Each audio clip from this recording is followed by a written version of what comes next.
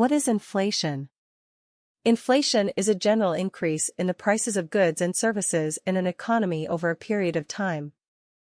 When we hear that there is inflation, it means that prices have risen or inflated, hence its name. Inflation is a phenomenon that makes your money worth less and less. Therefore, tomorrow, you will be able to buy fewer things than today with the same money.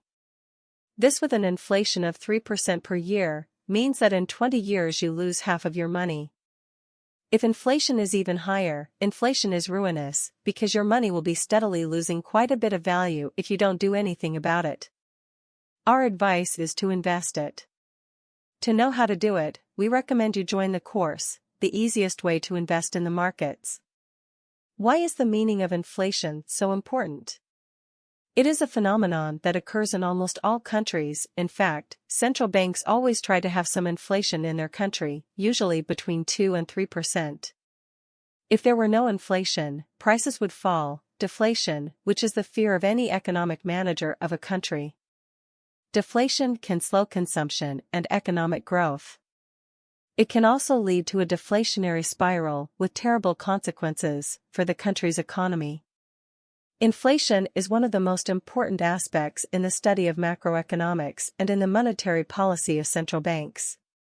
For example, the main objective of the European Central Bank, ECB, is to achieve price stability, maintaining an inflation rate of 2% per year.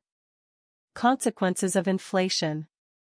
Many times it is said that inflation is good, but it is not that it is good in itself, but that even if the prices of an economy rise, wages also tend to rise according to that price increase. Thus, in the end, the purchasing power of citizens remains stable. The consequences of inflation can be positive or negative. The rise in prices helps reduce the value of debts, both from households, as well as from companies and the government.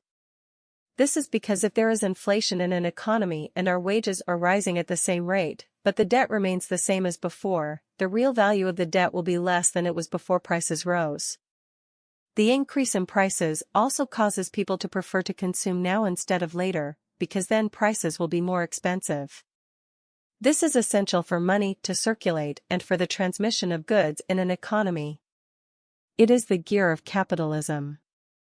Loss of purchasing power. If the rise in wages is not at least equal to the rise in prices, purchasing power will fall. We could be happy if we raise our salary by 10% in a year, but if inflation has been 20%, we can actually buy 10% less with that salary.